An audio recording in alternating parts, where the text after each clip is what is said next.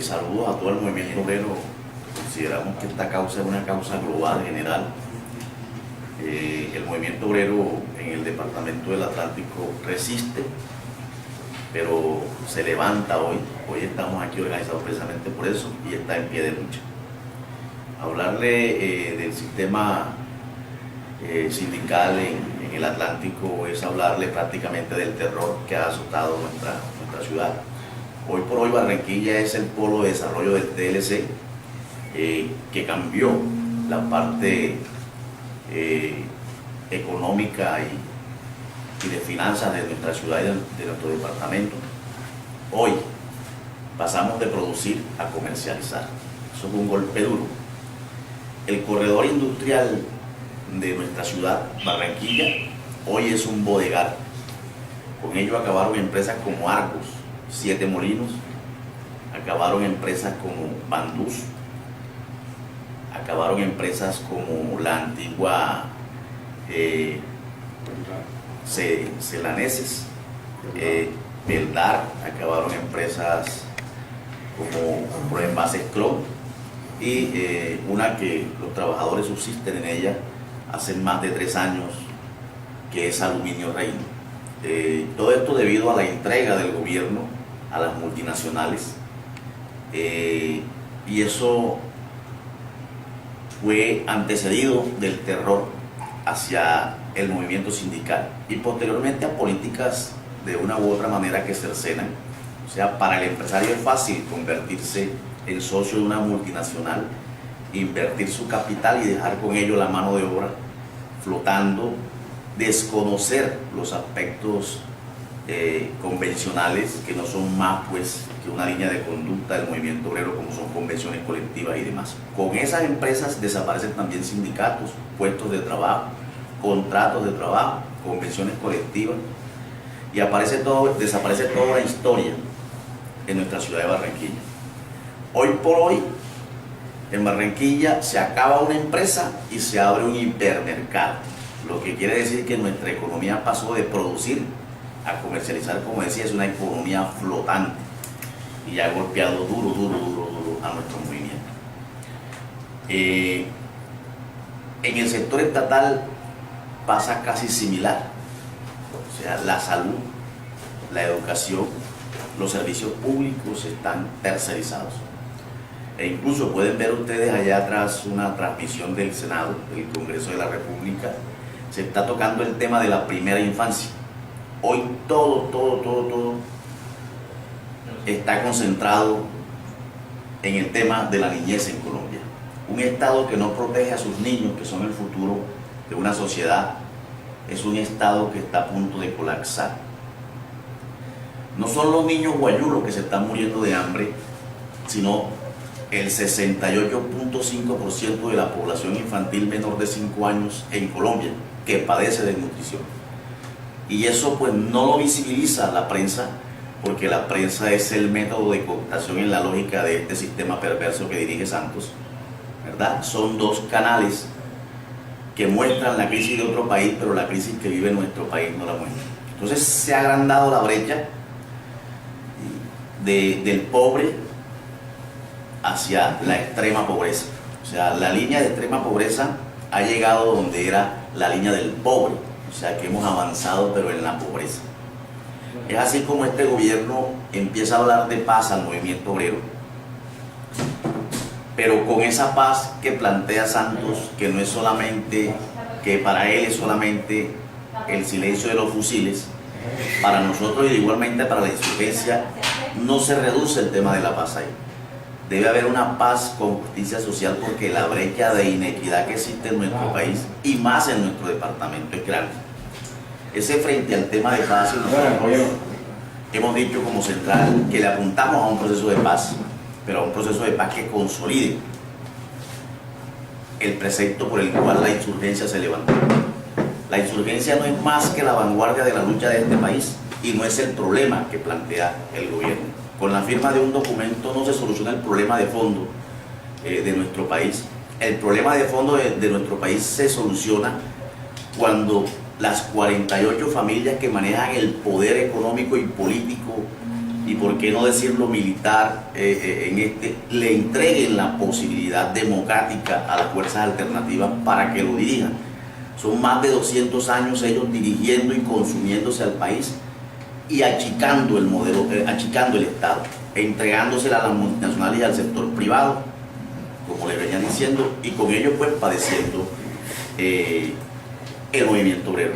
En materia de política obrera, Santos pacta con la insurgencia no bombardear, pero bombardea con políticas regresivas al movimiento obrero. Es así como el salario mínimo hoy por hoy en Colombia está pactado por debajo de la inflación. Eso quiere decir que nosotros estamos condenados a comer, ¿sí?, por debajo de lo que vale la canasta básica familiar. Esa es la verdad y está en un decreto que él mismo firma, ¿sí?, que se ha llamado el Señor de la Paz. Nosotros a Santos lo apodamos Santos, que nada más de santo lo que tiene es el apellido, por eso le miente a la comunidad internacional, pero que tiene un trinche en la espalda y que se lo ha clavado al movimiento obrero y al movimiento social y popular. El paramilitarismo como política de Estado sigue vivo. Cambió el método y la táctica. Los paramilitares hoy mandan desde la cárcel, que es el hábitat hoy natural de ellos, donde han cambiado inclusive de apodos o de apóstrofes, y desde ahí delinquen, mantienen su estructura en columnas móviles que están educadas para perseguir al socialista y comunista y aquel que se oponga a este régimen y exterminarlo, ¿sí?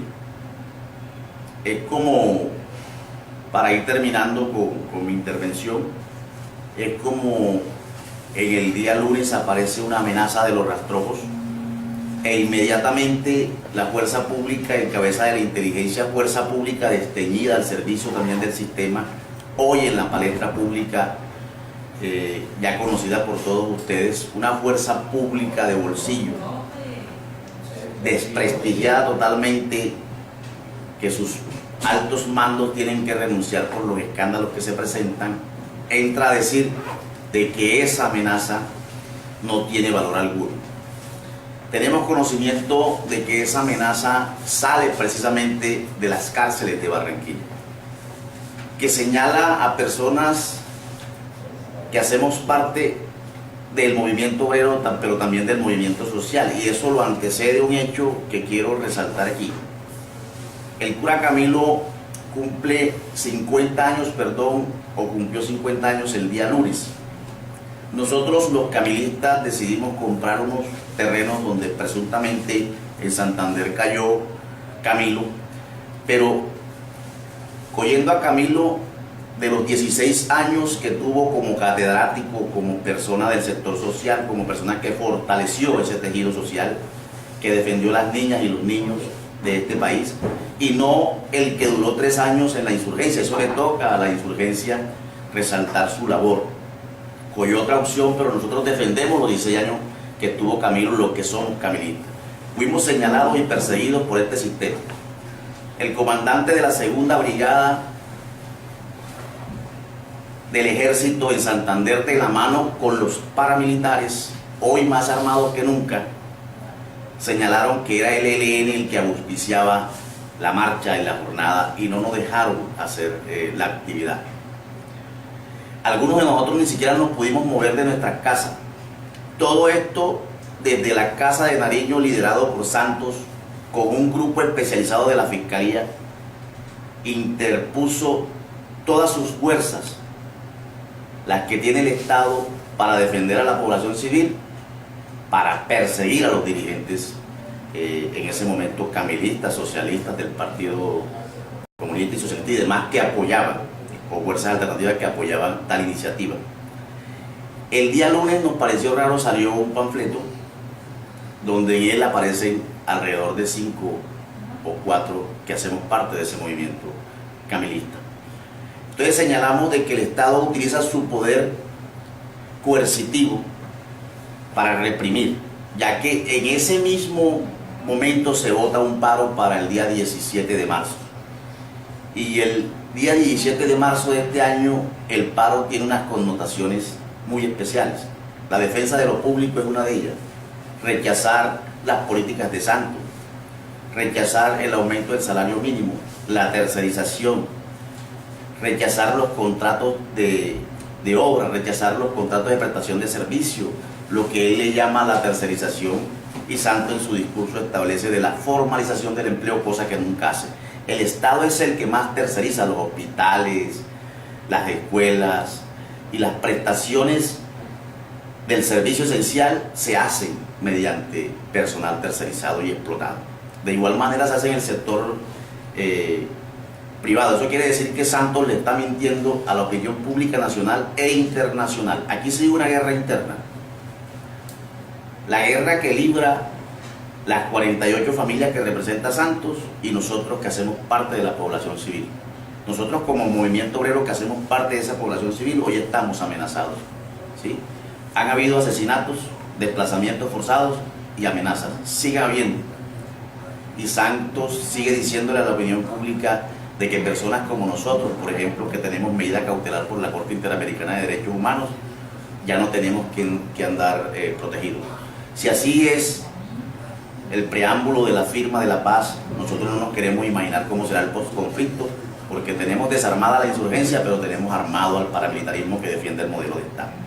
Entonces, el movimiento obrero, repito, hoy padece, sufre, pero también se levanta y está en pie de lucha, y el día 17, sin temer a las amenazas y de igual manera a lo que pueda ocurrir, apostaremos a que ese día se dé el cambio, dejando claro a ustedes, a la comunidad internacional, de que si algo pasa lo culpamos a él como agenciador de esta misma debacle, al Ministerio del Interior, a la Unidad Nacional de Protección que presuntamente nos protege, que no es más que una banda criminal que reemplazó al DAS en las letras, pero que es el mismo DAS disfrazado, ¿sí?